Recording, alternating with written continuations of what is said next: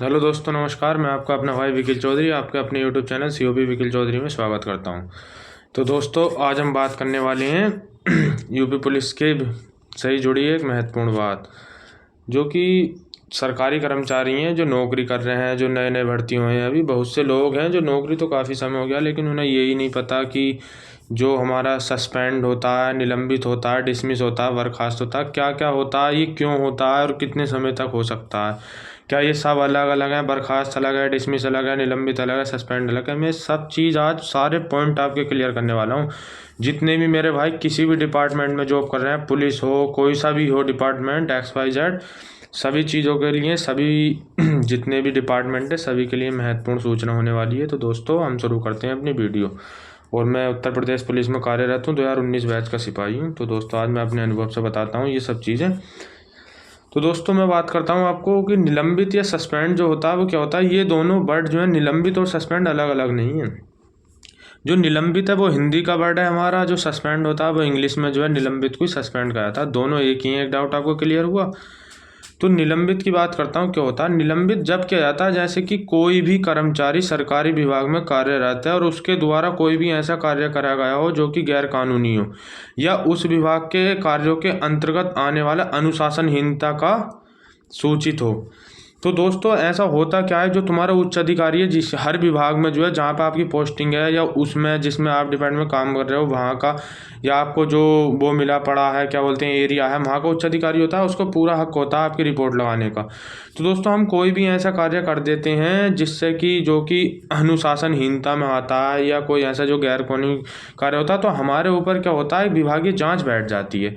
जब ऐसा जो हमारा उच्च अधिकारी होता है, जैसे हमारे पुलिस विभाग में हमारे कप्तान साहब होते हैं, जब अगर कोई ऐसा हम कार्य कर देते हैं या हम पे कोई FIR हो जाती है, या कोई हम अनुशासनहीनता कर देते हैं, या अपने उच्च अधिकारियों का अपमान कर देते हैं, XYZ, कोई भी हम गलती कर देते हैं, तो सबसे पहले जो है एक सरकारी कर्मचारी को तुरंत निलंबित कर दिया जाता है। आपने सुना ही होगा, बहुत सी खबरें आती रहती हैं कि आज फला फला सिपाही को या फला विभाग में कार्यरत व्यक्ति को सस्पेंड कर दिया गया, निलंबित कर दिया गया। तो ये सब दोनों एक ही चीज़ है। जो निलंबित होता है हमारा, उसमें ऐसा नहीं है कि नौकरी खत्म हो गई है, नहीं।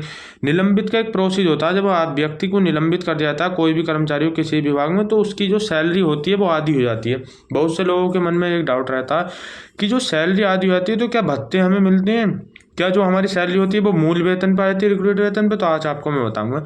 जो निलंबित होता है उसकी कई वो होती हैं।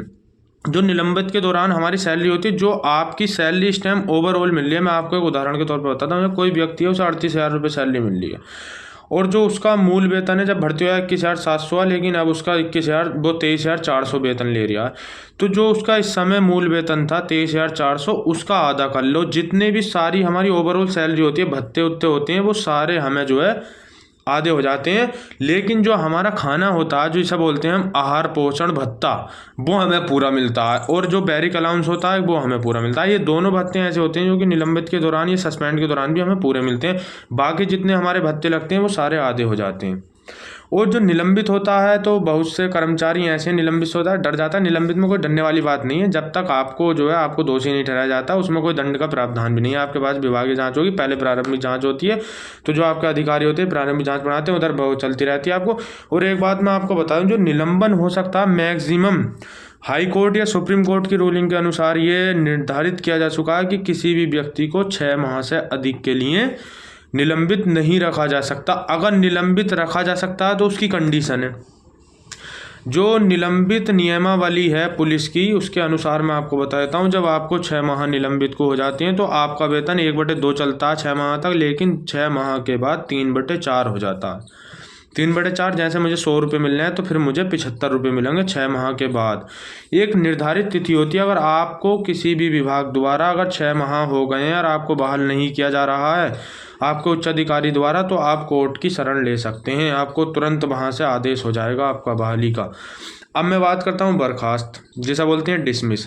तो लोगों का बहुत से क्वेश्चन आते हैं, सर ये बहुत से लोग ऐसे समझते हैं निलंबित को क्या अब नौकरी खत्म, लेकिन निलंबित में नौकरी खत्म नहीं होती। निलंबित तो एक प्रोसीजर है, एक दंड देने का तरीका है, एक विभागीय कार्रवाई है। लेकिन जो बर्खास्त होता है वो क्या होता है, तो बर्खास्त जो होता है पहले निलंबित रखा जाता है। जब हम पे जांच हो जाएगी, जांच में हम अपराधी पाए गए, उसके बाद अगर हमारा अपराध इस क्वालिटी इस स्तर का बड़ा है कि हमारे जो उच्च अधिकारी को लग रहा है बर्खास्त है, तो हमें बर्खास्त कर देगा। तुरंत बर्खास्त नहीं होते हैं। और बर्खास्त होने के बाद का मतलब होता है डिसमिस और बर्खास्त दोनों एक ही, वो इंग्लिश का वो हिंदी का। बर्खास्त होने के बाद हमें नौकरी नहीं मिलती। बर्खास्त का मतलब है नौकरी से त्याग देना, मतलब कि हमारे उच्च अधिकारी द्वारा हमें नौकरी से हटा दिया जाता है। तो दोस्तों बर्खास्त और निलंबित और डिसमिस सस्पेंड को आप अच्छे से समझ गए होंगे। और हमें बर्खास्त हो जाते हैं तो क्या होता है, जब व्यक्ति बर्खास्त हो जाता है तो उसके बाद उसके पास एक ही ऑप्शन रह जाता है कि वो उच्च न्यायालय की शरण ले, मतलब कि हाई कोर्ट की वो शरण में जाता है, वहाँ पर याचिका दायर करता है, उसका केस चल जाता है, फिर उस पर फैसला आता है। जो भी हाई कोर्ट अपना फैसला देता है वही मान्य है। वही अगर उसे बहाल कर देता है तो फिर वो अपना आदेश वहाँ लगा देगा, उससे सब कुछ हो जाता है।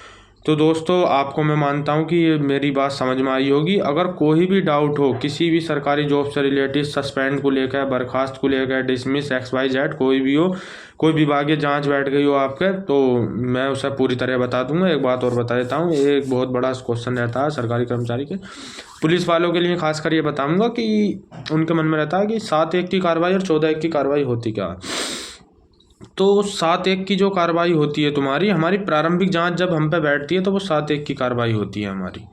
जब हम अनुपस्थित हो जाते हैं, लेट हो जाते हैं, तो हम पे प्रारंभिक जांच बैठी रहती है। प्रारंभिक जांच का मतलब ये होता है कि ये पता करना कि वो अनुपस्थित हुआ है तो किस लिए हुआ है। और जो अगर हम 7(1) की कार्रवाई प्रारंभिक जांच में अगर हम दोषी करार दिए जाते हैं तो उसके बाद पुलिस नियमावली की जो अपराध संहिता है उसके अनुसार हम पे 14(1) की कार्रवाई होती है। जो 14(1) की कार्रवाई है वो होती है हमारी बर्खास्त की कार्रवाई। ये ध्यान रखो, जो बर्खास्त की कार्रवाई होती है वो 14(1) की कार्रवाई होती है। जब हमें प्रारंभिक जांच में हमें दोषी ठहरा दिया था, 14(1) की हम पे कार्रवाई हो जाती है। अगर 14(1) की कार्रवाई में ऐसा होता है कि हमें आरोप पत्र दिया गया 14(1) में, अगर आरोप पत्र का जवाब हम अपना सही दे देते हैं और अधिकारी को लगता है कि हाँ इसने अपना जवाब सही दिया, तो वो हम उसमें बच भी सकते हैं। अगर हम जवाब देने में विफल रह जाते हैं, अगर 14(1) में हम अगर अपराधी या दोषी हमें करार दिया जाता है, तो हमें बर्खास्त होना पड़ेगा। 14(1) की कार्रवाई के द्वारा ही बर्खास्त होती है। तो दोस्तों मेरी तरफ से ये सूचना मैं मानता हूँ कि आपको अच्छी लगी हो। कोई भी मेरा भाई कर्मचारी कोई भी हो, किसी प्रकार का डाउट हो, कमेंट बॉक्स में मुझे मैसेज कर सकता है, मैं उससे कॉन्टैक्ट लूँगा। XYZ जो भी आपको प्रॉब्लम हो, तो मेरा चैनल सब्सक्राइब कीजिए। मैं ऐसी बहुत सी सारी जानकारी आपके साथ साझा करता रहूँगा। चैनल सब्सक्राइब कीजिए, लाइक कीजिए। धन्यवाद।